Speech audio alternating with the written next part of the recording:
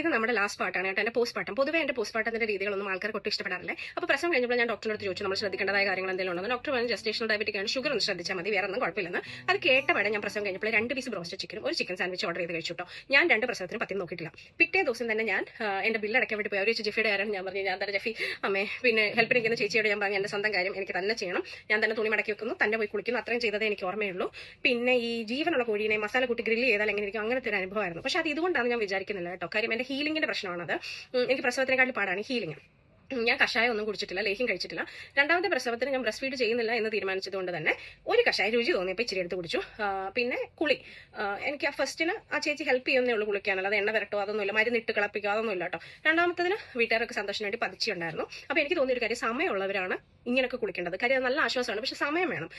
ഞാൻ 10ാം ദിവസം തൊട്ടാണ് ഞാനും കുട്ടിയും കുളിക്കുന്നത്. അന്ന് തൊട്ടാണ് എന്റെ കുട്ടിക്ക് RSV വന്ന് നമ്മൾ ഹോസ്പിറ്റലിൽ പോകുന്നതും. അപ്പോൾ എനിക്ക് രാവിലെ ഒന്ന് ഉറങ്ങാൻ തുടങ്ങുമ്പോഴായിരിക്കും, കൊച്ചു രാത്രി മൊത്തം കരച്ചിലായിരിക്കും, ഉറങ്ങാൻ തുടങ്ങുമ്പോൾ ദേണ്ടറ പതിച്ചിരുന്ന് കുളിപ്പിക്കാൻ. പിന്നെ അടുത്തത് ആശുപത്രിയിലൊക്കെ പോയി ക്ഷീണിച്ച് വീട്ടിൽ വന്ന് കഴിയുമ്പോൾ ദേണ്ടറ പതിച്ച് കുളിപ്പിക്കാൻ വരുന്നു. കുളി കഴിയുമ്പോഴത്തേന് എന്റെ മൂത്ത കുട്ടി വരും. ഞാൻ രണ്ടിനും ബെഡ് റെസ്റ്റ് എടുത്തിട്ടില്ല. എനിക്ക് പൊതുവേ ബെഡ് റെസ്റ്റ് ഇഷ്ടമല്ല, എങ്കിലും കിടക്കണം എന്ന് പലപ്പോഴും തോന്നാറുണ്ട്, അമ്മ ഒന്ന് കിടക്കണം എന്ന്. പക്ഷെ അപ്പോൾ ഒന്നെങ്കിൽ ആദ്യത്തേന് എനിക്ക് പഠിക്കാനുണ്ടായിരിക്കും, രണ്ടാമത്തതിന് എന്റെ മൂത്ത കുട്ടിയും ഇളയ കുട്ടിയും ഇങ്ങനെയൊക്കെ ഉണ്ടാവും.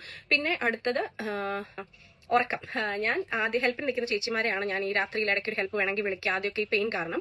അത് കഴിയുമ്പോഴത്തേക്ക് ഞാൻ തന്നെയാണ് കുട്ടീനെ രാത്രി എത്ര ഉറക്കം ഉളച്ചാലും ഞാൻ തന്നെ നോക്കും. കാര്യം എനിക്ക് തോന്നുന്നു മറ്റൊരാളുടെ ഉറക്കം ഉളപ്പിക്കുക എന്ന് പറയുന്നത് ഭയങ്കര ഒരു ആവശ്യമായിട്ട് എനിക്ക് തോന്നുന്നു. പിന്നെ എന്റെ കുട്ടി എന്ന് വെച്ചാൽ എന്റെ പ്രയോറിറ്റി ആയിരിക്കും. ഞാൻ വീട്ടിലുള്ള എല്ലാവരും അത് പ്രയോറിറ്റി ആക്കണം എന്ന് പറയാൻ പാടില്ലല്ലോ. എന്താ പറയുക. പിന്നെ അത് മാത്രമല്ല, ഇപ്പോൾ ഹെൽപ്പിന് നിൽക്കുന്ന ചേച്ചിമാരാണെങ്കിലും ഞാൻ 5 മണിക്കൂർ ഉറക്കം ഉളച്ചു, അവർ 1 മണിക്കൂർ ഉറക്കം ഉളച്ചാലും വെളിയിലിറങ്ങി ആരും ചോദിക്കുക ചക്ക ഇട്ടില്ല ഇതുവരെ എന്ന് ചോദിക്കുമ്പോൾ കൊച്ചി ഇന്നലെ ഉണ്ടായിട്ടുണ്ടാവും, ചക്ക 1 മാസമായിട്ട് നിൽക്കും. അപ്പോൾ പറയും ഇല്ല കൊച്ചി ഇന്നലെ ഉറങ്ങിയില്ല. അടുത്തത് തേങ്ങ വീണത് കണ്ടില്ല, തേങ്ങ അവിടെ വീണം കുറഞ്ഞ 2 മാസമായിട്ടുണ്ട്, എങ്കിലും പറയും കൊച്ചി ഇന്നലെ ഉറങ്ങിയില്ലല്ലോ. അവർ 5 മണിക്കൂർ നോക്കിയിട്ട് അത് പറയുന്നെങ്കിൽ എനിക്ക് കുഴപ്പമില്ല. പക്ഷെ 1 മണിക്കൂർ നോക്കി ഈ ഒരു ചെറിയ കുഞ്ഞിന് ഇങ്ങനെ കണക്ക് പറഞ്ഞുകൊണ്ടിരിക്കുമ്പോൾ എനിക്കത് ഭയങ്കര നെഗറ്റിവിറ്റിയാണ്. അതുകൊണ്ട് തന്നെ ഞാൻ മാക്സിമം ആരുടെ ലൈഫിൽ നമ്മളൊരു ഇടങ്ങേറാവരുത് എന്ന് വിചാരിച്ച് കുട്ടികളുടെ കാര്യം ഞാൻ തന്നെ നോക്കും. ഞാൻ പിന്നെ ഒരു ശക്തിമതിയാണ്, എനിക്കിതൊക്കെ പറ്റും. പിന്നെ എന്നെ ആരും വന്ന് ചൊറിയുന്നത് എനിക്ക് ഇഷ്ടമല്ല. അതായത് എന്താ പറയുക, ഫോർമുല കൊടുത്താൽ കൊച്ചിന് തലമുടി വരില്ല എന്നൊന്നും പറഞ്ഞുകൊണ്ട് വരുന്നത് സത്യം പറയില്ല എനിക്ക് ഇഷ്ടമല്ല. കാര്യം കുറച്ചൊക്കെ വിദ്യാഭ്യാസം എനിക്കുണ്ട്, അപ്പോൾ അത് വെച്ച് കുറെ കാര്യങ്ങൾ എനിക്ക് മനസ്സിലാവല്ലോ. അതല്ലാതെ പണ്ടത്തെ കുറെ വിശ്വാസങ്ങൾ അതൊന്നും തെറ്റാന്ന് ഞാൻ പറയുന്നില്ല, ചിലതൊക്കെ ശരിയായിരിക്കും, പക്ഷെ ഓവറായിട്ട് എൻ്റെ അടുത്ത് പറയുന്നത് എനിക്ക് ഇഷ്ടമല്ല. പിന്നെ കുട്ടിയുടെ കുളിയാണേലും കുളിപ്പിക്കാൻ ആളില്ലെങ്കിൽ ഞാൻ കൊച്ചിനെ കുളിപ്പിക്കും. ഇങ്ങനെ ഉടിച്ച് തൂക്കി കൊച്ചിനെ പഞ്ചറാക്കി കുളിപ്പിക്കണമെന്നൊന്നും എനിക്കില്ല. അങ്ങനെയാണ് ഇതൊക്കെ എന്നേ ശരിയായാണ്, ഈ സർജറിയുടെ ഒന്നും ആവശ്യമില്ലല്ലോ. അപ്പോൾ ഞാൻ അതിലൊന്നും വിശ്വസിക്കുന്നില്ല കേട്ടോ.